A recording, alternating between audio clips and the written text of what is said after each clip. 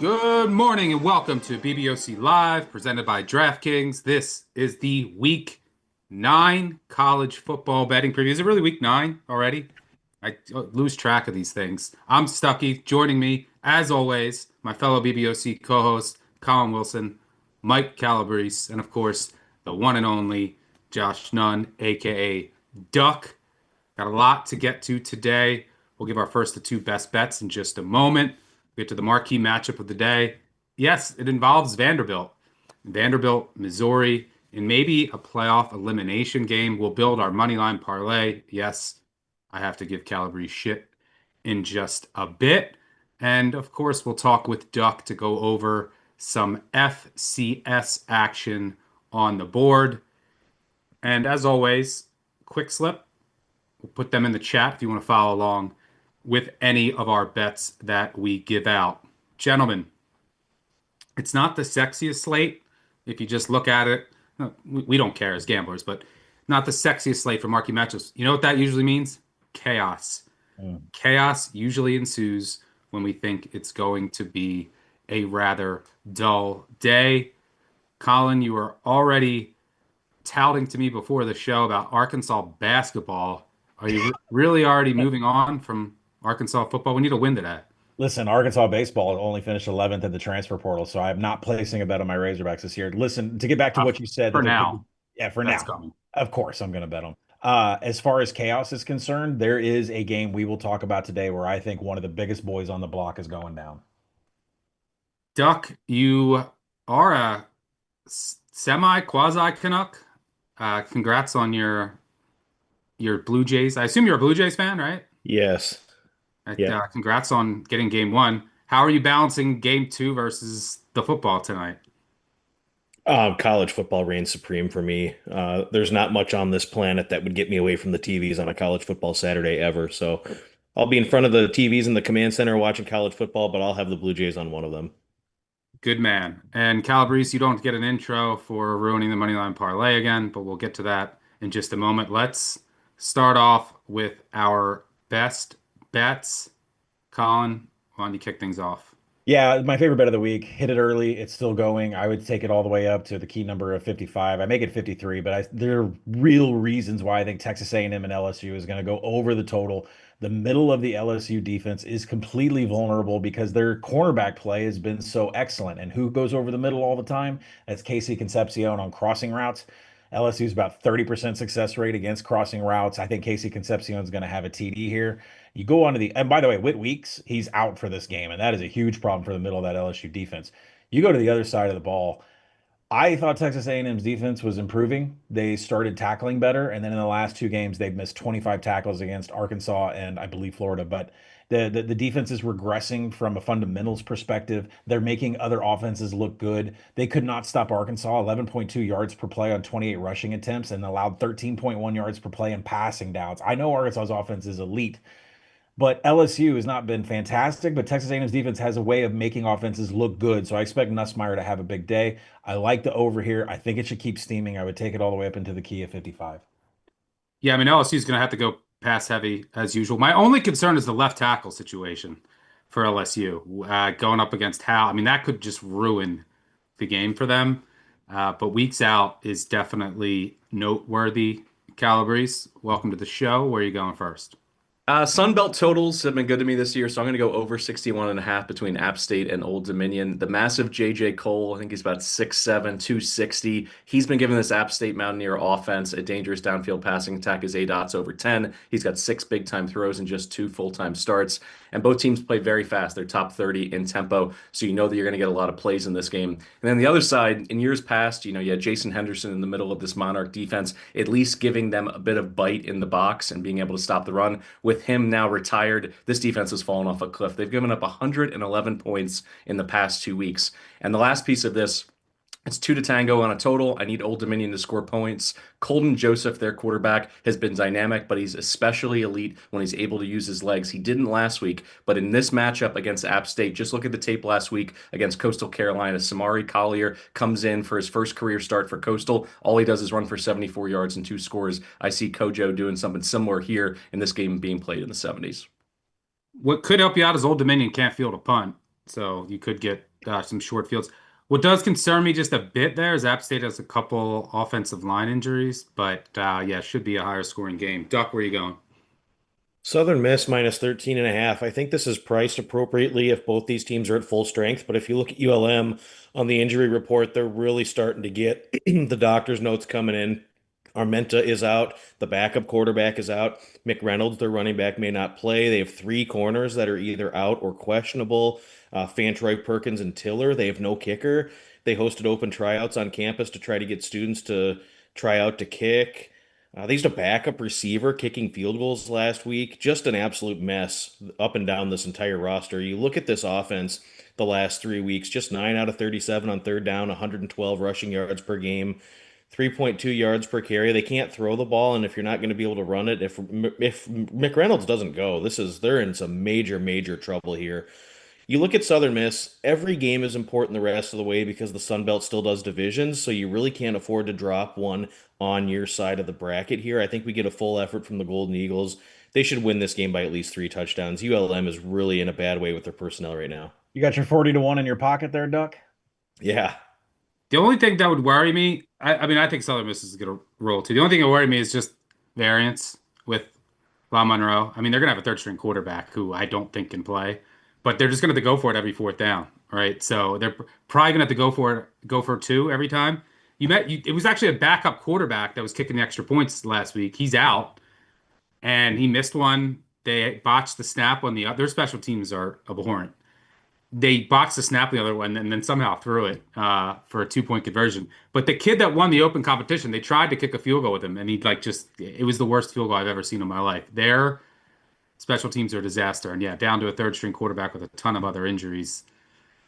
Warhawks are in rough shape. I'm going to go with South Carolina catching double digits at home against Alabama. I think this is their Super Bowl.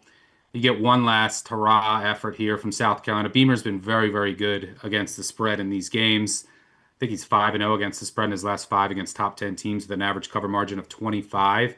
And this is the one wart on Kalen DeBoer's coaching resume so far in Tuscaloosa. He's lost 4 straight outright away from home as a double-digit favorite against unranked teams. I mean, you can look at Florida State earlier this season. You can go back to Vandy or Michigan in the bowl game. And this is just such a brutal spot for Alabama.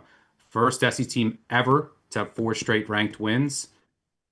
5th straight week playing, going to South Carolina. I can see them coming out flat. The South Carolina offense has been really bad, but they usually just get ruined because the offensive line is so bad. They usually just get ruined when they go up against an elite defensive front. That's not Alabama this year. I think they might be able to operate their offense here, maybe even get some things going on the ground to help out Sellers. You still have an NFL receiver and an NFL quarterback. I think it's a great spot for the Cox. Let's go with South Carolina. All right, first best bets, Texas A&M over, App State over, Southern Miss, and South Carolina. Before we get to our Moneyline Parlay, I'll throw it to myself for a quick word on our sponsor, DraftKings. The Big Bets on Campus podcast is sponsored by DraftKings Sportsbook, and in partnership with DraftKings, BBOC listeners get a great new offer. Right now, new customers can bet $5 and get $300 back in bonus bets if your bet wins and 3 months of NBA League Pass. Stay in on the action and use your bonus bets on DraftKings same game parlays for a shot at an even bigger payout. To get started, use promo code BBOC when signing up with DraftKings. That's code BBOC when signing up with DraftKings for 3 months of NBA League Pass and $300 back if your first bet wins. The crown is yours. All right. Well, during that read, Collin and Duck were discussing how to middle or hedge their Southern Miss future. So, La Monroe outright today, it looks like. All right, let's get to our Moneyline Parlay. Calabrese last week cost us a 40 to 1. Who did you have, Breeze? Someone who got destroyed. I had UTSA. UTSA lost I by figured about you'd hand me a cigarette before lining me up in front of the firing squad. But please continue here. Lay lost out how you guys can't miss on a money line dog. second time this year. So if you want to just follow our three and leave Breeze out, I'd understand. And Breeze has a ridiculous one today that's going to get us to 162 to 1 on this payout. Colin, where are you going first? Mine's not ridiculous. I think Alabama's going down. You mentioned the spot. You mentioned all the things. You and I both agreed on it on BBOC. So let me drive it home in case you missed this part of the podcast. Mobile quarterbacks give Alabama huge problems. Tommy Castellanos went for 78 yards and a TD when FSU won. Gunnar Stockton only had 22 yards, but he didn't need it because Chauncey Bowens went for 119. Diego, 58 yards. Bo Prabula, 61 yards and a rushing TD. Now you get Lenoris Sellers, who, in my opinion, is as good as what Diego is when it comes to ground rushing. So this is a huge problem here. Quarterbacks producing chunk plays and methodicals with their legs. That's the formula to beat Alabama. That's the formula that South Carolina used last year, and that's the formula that's going to be used today. Plus 350. It's a big number, and it's worth a little investment today. Yeah, and I think South Carolina's going to show up here. I mean, Bama's on a roll. Bama, they should have beat Bama in Tuscaloosa last year. Lost by 2. That ultimately kept them out of the college football playoff. I'm sure they're going to show up here. Just need to get off to a decent start. Don't want to be playing too far behind here. But I think the Alabama, good chance they come out a little flat. Calabrese, what do you got here for us? All right, I'm gonna make the case that Navy is due to get upset. You're looking at plus 420. I've seen plus 450 in the market with FAU. It's a major look ahead spot for the Middies. They got North Texas, Notre Dame, South Florida, Memphis, Army, all ahead of them. So not only are there rivalries in there, there's an opportunity for nationally ranked wins and a chance to crash the college football playoff. So they're absolutely going to look past this FAU team. And they just keep playing with their food. Narrow escapes in single, score games against Rice, Air Force, Temple. All those teams couldn't stop the run. So the obvious case against FAU here is they're in the 110s in terms of a lot of their rush metrics. So were Rice, Temple. Like the fact of the matter is, it'll be an easy game for Navy to be able to move the football on the ground. But they've been incredibly lucky in terms of turnover luck. Navy has fumbled it 9 times this year, but only lost 2 of them. And FAU on the other side, dead last in the entire country in turnover margin, and red zone scoring, they're in the bottom 10 in the entire country. If they get a little bit of luck, a bounce goes their way, this passing attack is going to be able to shred Navy. And in terms of injuries, Justin Ross, one of the corners for the midshipmen, Yeah. he's questionable. I don't think he's going to play here in terms of the media availability with Newberry earlier this week. Also, special teams could play a factor here. Messer's one of the best return men in the entire country. I think FAU is a live dog, and it's a huge swing, but it would put me back in the good graces of the BBOC listeners if I could hit a big one like this. I don't hate this one. This is the first one in this year that I don't hate. So maybe that's a good sign. Yeah, I was trying to find out on Cam Ross. My Capital Gazette subscription was up, and I was trying to re-up it, and it went through, and then it wouldn't let me load the article. Capital Gazette, it says to call them, but I don't know. It did say he didn't practice yet this week. So, I mean, fingers crossed with backup corners. Navy is in the bottom 25 in the entire country and all the key defensive metrics in terms of their secondary. So they're not disruptive. There's going to be a lot of open passing lanes for Van Kempt in this game. Yeah, I mean, look, FAU has melted down late, and they were in it late in the third quarter against Memphis, USF, and then they melted down. I do worry about their red zone offense. I know Navy's do, but like they're just by structure, their red zone offense is always going to be pretty poor. But Navy's pass defense is really bad, and if they're missing Ross, especially so, and they've played nobody. One of the weakest strength of schedules in the country. The only team with a pulse that they played is Temple, and they should have lost. There's a blown call at the end of that game that cost the Owls the win. So I don't hate this one. It's Service Academy laying over 2 touchdowns, like always vulnerable. A couple bounces go FAU's way. Duck, what do you got? Kansas State, I just feel like the Wildcats are starting to turn the corner and play better football at the right time. If you look at the last 3 results, they've been impressive. Avery Johnson has been much better the last 3 weeks, 7-1 touchdown to interception ratio, completing 65%. The ground game has been improved. Kansas has been flashy offensively, but they're just way too inconsistent situationally. They don't convert well in the red zone. They don't convert well on third down. I know they caught WVU in a horrific spot off the backyard brawl, and they were able to defeat UCF and come back after the Cam Fancher show started showing up there. But In this series that's been dominated by Kansas State, I want the more physical team. I want the team that's accustomed to winning this matchup, the team that's playing better football. And I would ask you guys a question. What is Kansas's best win to date? I just don't think this team is very good. What's their best win?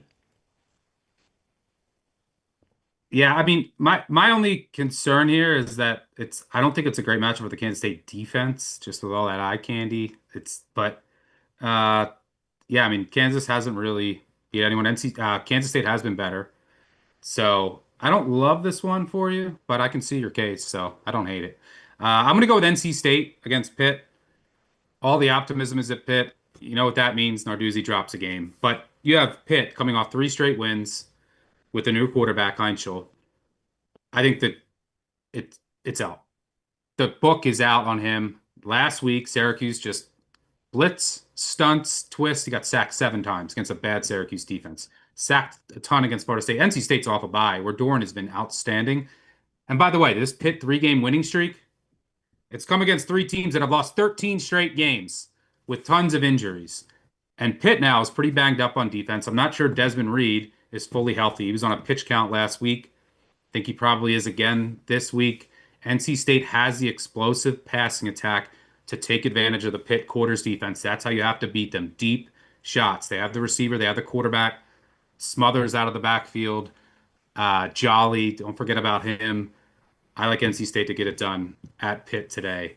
So give me the Packs. We got South Carolina, FAU, Kansas State, and NC State. 162 to 1 at DraftKings. Quick slip in the link. Can we put the quick slip? Can we do a quick slip of without Calabrese? We should do that every week. But this is one I actually do think is live. All right. Before we get to our marquee matchup, we've been rolling out some awesome updates to the award-winning Action Network app. And the best way to get the most from the app is by being an Action Pro subscriber. Pro subs can get real-time alerts whenever any of us post a pick, projections, so much more. You can sign up today with promo code BBOC20 for $20 off an annual subscription. Again, that's promo code BBOC20 to be a pro subscriber. Promise you it will be worth it. All right, let's move on to our marquee matchup of the day. And it's Vanderbilt hosting Missouri with college game day in town. I think this is pretty much a college football playoff elimination game. Winner of this game, though, certainly has a path. Collin, I'll start with you. I think you're on an island here. I'm on an Maybe an island. island in the entire country. I haven't seen Yeah, anyone else like Missouri. exactly what I was going to say. I'm not on an island just on this show. I think I'm an island over the entire world with this game. I'm going with Missouri here. I see things differently in the numbers. And yet, then again, Diego seems to defeat that every week. But let's talk. Can you stop Vandy's multi-run concept with Cedric Alexander and Diego Pavia? Well, what Missouri does is they're excellent against man blocking from offensive lines, and they stop explosives against counter. And that's all this rush offense is from Vandy is just man concepts, line up, hand it off to Alexander, or it's counter every single time. So Missouri's been excellent against that from defensively. They showed up. They are the reason that they beat Auburn last week was that Missouri defensive line. You go to the other side of the ball. Oh, by the way, and Missouri's 19th in tackling. So even if you miss Alexander and Pavia, there's more hats coming to the football. And then you go to the other side of the ball. Like Ahmad Hardy's talked this week about how he's missed like 2 games. He just hasn't shown up. This was the best running back in the country, and he runs outside zone. If you look at Vandy's numbers against outside zone, they're extremely poor. It's below FBS average. Missouri, this is the stat that I could not wrap my head around this week. Missouri's offense is second nationally in passing down success rates. So when they get behind the chains, like they're one of the best in the nation at converting. Prbula and Hardy are just been fantastic whenever when they've fallen out of standard downs into passing downs.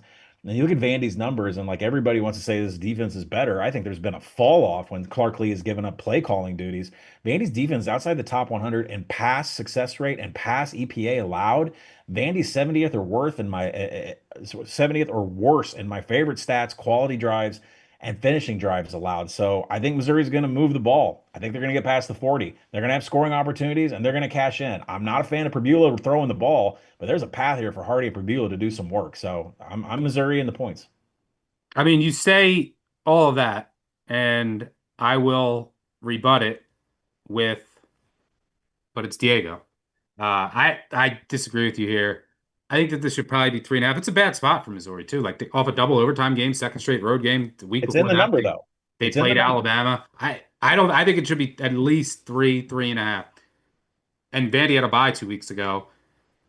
And here's the thing: you mentioned the pass defense numbers, which is true. And by the way, Vandy's played a much tougher schedule than Missouri, who was at home for like 2 months straight and should have lost at Auburn last week.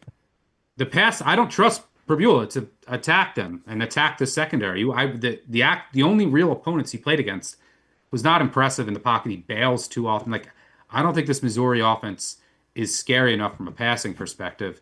And I just trust Diego. Like anytime anyone say the only time you don't trust Diego is when he's like they're a huge favorite. But even then this year, they'll just put up 70 on Georgia State. Even then, it's not even working. I guess Utah State got in the back door. Calabrese, you rolling with Diego? Yeah, I mean, look at it. Clark Lee has beat three top 15 SEC opponents in the last 12 months, and yet the public's still waiting for like the Vandy of old to show up. That I don't understand. Eli Drinkwitz, by the way, as a road underdog at Mizzou, 2-14 straight up. So he is not someone who thrives in positions like this. Diego, you can look at all of his production this year, but also Mizzou struggled in one of the few games that they played real competition this year with Daniels from KU, went for 250 total yards, 3 touchdowns as a mobile quarterback. So I think Diego has a high floor in terms of his performance here because everything that he can do with his legs in situational football, third, fourth down conversions in the red zone. And yes, I think there's concerns with this Vandy defense in terms of their tackling, 73rd per PFF, 46th in line yards when it comes to stopping the run. But we have to start talking about what's happening with Hardy. After the hot start, 3.1 yards per carry across his last 2 games. If he is not elite, this Mizzou offense can really go into a shell and kind of struggle to score more than 3 touchdowns. And I think it's certainly going to take more than that to beat the Commodores on their home field. So I'll go with Diego here, laying the points. By the way, they had a special teams edge too. South Carolina also should have that over Alabama for what it's worth. Duck, you agree? I do, and I won't rehash all the points made, but I think Missouri's pass protection issues could rear their ugly head here. Missouri's given up 17 sacks, 33 tackles for loss. Vandy can come after them in the defensive front, and if you're in passing situations, if Hardy's not getting it going on the ground, we've seen it just look a little jerky with Prabula. We saw it that way against Auburn last week. He didn't look as crisp. He didn't hit all the throws. The timing was a bit off. Third down conversion percentage in conference play for Missouri, 16 out of 44. Only 8 out of 18 red zone trips have reached the end zone. So the operation has just looked a little different than it did the first 5 weeks when they were at home playing weaker competition. I just don't know. This spot seems to be pretty tricky for Missouri. We saw it last week against Auburn. Very fortunate for them to come away with the win. It took exquisite execution on that last drive in the fourth quarter to get the game tied. They were pretty fortuitous with some missed field goals by And some Auburn. ref help. Yeah, a little ref help. Vandy just puts you in this box on both sides and can frustrate the hell out of you. I think they can do that here, so I did lay it. All right, good stuff there. Can't wait for that one. We will see who is a potential real player in the college football playoff picture. All right, let's just bring in Duck here for the D block, talk some FCS. Duck, we are going to go coast to coast here. I'm going to start off with some Stangs. What do you got here? Yeah, and Montana State has played really, really well in Big Sky play, but now they're going on the road. Cal Poly's just been a marginally improved team on all three phases of football. They have they defeated Sac State earlier this season. They played UC Davis to a 7-point loss. They held a halftime lead against Montana. And this team is just under the radar, improving a little better against the run, a little better stopping the pass. The quarterback play's been better of late. Montana State's good. They're going to win this game, but I have this one PR'd at 17 and a half. So Cal Poly at home catching 23 and a half. I love it. So I'm taking the Stangs here. All right, now let's head all the way across the country to Delaware, some of my old stomping grounds, and we're going to look at the Hornets here.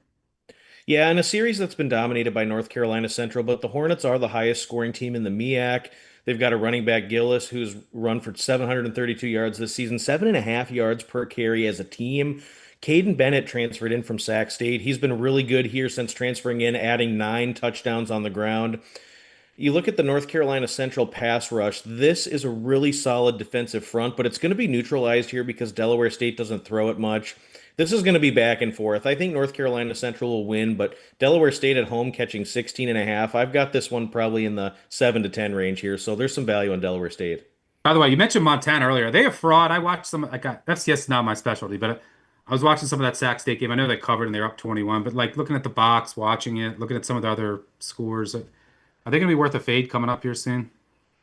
I mean, I think they'll still run through the rest of the schedule. The bottom of the Big Sky is really, really bad, but I do not anticipate that Montana will make a deep run in the FCS playoffs. So there could be some value in fading them, laying some big numbers Yeah. come FCS playoff time. All right, we have and staying in that region, South. I think you logged South Dakota State, big one tonight. South Dakota State, North Dakota State under. South Dakota Yeah, State, South Dakota State's quarterback their is quarterback's questionable, is right? questionable. Probably won't be at full strength. Both these teams want to establish the run. This is going to be one with South Dakota State, North Dakota State, where you look at football as a 10-yard war. This is going to be trench dominated, and the defensive lines will control the pace here. Slow burning grinder. North Dakota State has the better receivers. South Dakota State's offensive potency is way down from priors. I think this one's going to be an under. All right, then we're going to close up with a bonus pick of my actual old stomping grounds. We're going with Villanova laying a big number here. Yeah, we'll be real quick about this one. Albany's the worst team in the conference. They've been blown out each of the last 3 weeks. I like how Nova quarterback Pat McCade has been playing lately. This is the time of the season where margin of victory is really going to start to matter if Villanova wants to make their case to get an at-large selection. They need margin of victory today. I think they absolutely blow out a terrible Albany team. All right, good stuff there with Duck. We got Delaware State, Cal Poly, and Villanova got you covered coast to coast in the FCS. Before we get out of here, at the horn, one final best bet. Try to go 45 seconds to a minute. Collin, you specifically. What do you got? There's a bear on the loose. We're going with BYU taking the points here. I think it should be a pick. I know it's a bad spot. Iowa State off a bye, BYU off the Holy War. But if you look at Kalani Sitake, really there aren't hangovers whenever he gets off wins like that. What about Put last it, year against Kansas after the I get Holy win? I get 45 seconds, sir. Iowa I, Iowa State consecutive losses before the bye against two mobile quarterbacks with Caden Salter and Brennan Sorsby. I don't think it's going to work at all. Plus, big citrus, Dominic Orange potentially not there at nose tackle for Iowa State on the He's line. in. He's in. Okay, well, you know what? Maybe he's not fully healthy. It doesn't matter because Bear Bachmeyer and LJ Martin are animals. And then if you go to the defensive side of the ball, no one's throwing against BYU's defense. That 3-3-5 of Jay Hill shuts down every passing game, top 20 in success rate and coverage. Rocco Becht ain't throwing it to anybody. BYU. I will be watching Orange's snap count, and I will be hopefully sending you tornado gifts, emojis on Twitter. Mike, what do you got? Is Buffalo going to win the MAC but not cover a single game as a favorite? I don't think so. You look at the game last week, for all those sickos out there who watch UMass Buffalo, they outgained the Minutemen by 169 yards, but two fluky plays, a 90-yard rushing touchdown and a 77-yard pitch and catch where their backup tight end broke three tackles, went for a touchdown. That's all the noise, impacting this spread. Up against an Akron team, they beat the doors off these guys last year. They were up 38-7. They coasted in the second half and only won by 11. I think Taquan Roberson, now that he's playing from the pocket, he got injured about a month ago. He was in a walking boot. Since he's come back, he's stayed in the pocket far longer and looked downfield. What's the result? He's thrown for over 300 yards per game in his last two against an Akron defense, 115th in passing success rate when it comes to stopping aerial explosives. This is going to be a big game for the Bulls. They finally cover one as a big favorite in the MAC. This Buffalo team stinks, by the way. I can't lay any points in. They should have lost to UMass and Kent State. They crushed them in the box score, and this UMass defense, was down to their scout team, and they should have still got lost. Red Murdoch. This is going to be the game. I said it. Buffalo's going to win the MAC. If Buffalo wins the winless MAC, as a I will favorite. go to running of the Bulls and tape it for content. Duck, what do you got? UMass team total under. We saw UMass last week with some real fluky explosiveness, a 77-yard touchdown pass and a 90-yard touchdown run. The other 56 plays, 2 yards per play. They have coming off a crushing loss. I mean, they were essentially taking knees, running out the clock, and they threw a pass, had an unsportsmanlike conduct penalty, which stopped the clock. Just really, really brutal. Now you've got to line up against this Central Michigan rushing attack. They're going to go 12 personnel, 13 personnel, and just absolutely slow burn grind this UMass team. Central Michigan will outpossess them. I don't think we'll get the UMass explosivity that we're not used to seeing there. There's 6.6 points per game on the road this season. I think that's the output we see for UMass. So 14.5, 15.5, I like UMass team total under. My only fear here, I don't know how this game's going to play out. UMass is down 13 starters. So on offense, they're down both their guards, their RB1, their best receiver, and their other receiver. But on defense, they're basically scouting they're basically fielding a scout team. Like they have some scout team starters that are going to be on the field at corner and linebacker. They're down a ton. My only fear is if this just gets out of hand and then you get garbage time. But do they even have the offense to do that? I don't know. I think you're on the right side there. I wish you luck. I'll close things out like I did last week. We're going with Kentucky as a home dog, my backyard. I think this should be 7. So you're gonna give me 8.5, 9. I'll take it. I'm not a believer in this Tennessee team. They should have lost at home to Arkansas without some fumbles. They really should have lost against Mississippi State. They needed a late touchdown, even after getting a fluke fumble recovery touchdown. Too many points. Give me the Cats. I'll be rooting it on. BBN. Stagger in. If you're in town, you can come watch it with me. That'll do it for us. Thanks to Duck, Collin, Mike for joining me. Mike, FAU, you're on the hook for. Thanks to our producer. Most importantly, thanks to all of you for tuning in. We'll be back same time next weekend, 10:30 a.m. Eastern. Group of 5 guys Wednesday. We'll be back Thursday, Collin and myself. Thanks for tuning in. Good luck on all of your wagers. Thanks to DraftKings. Catch y'all later. Cheers.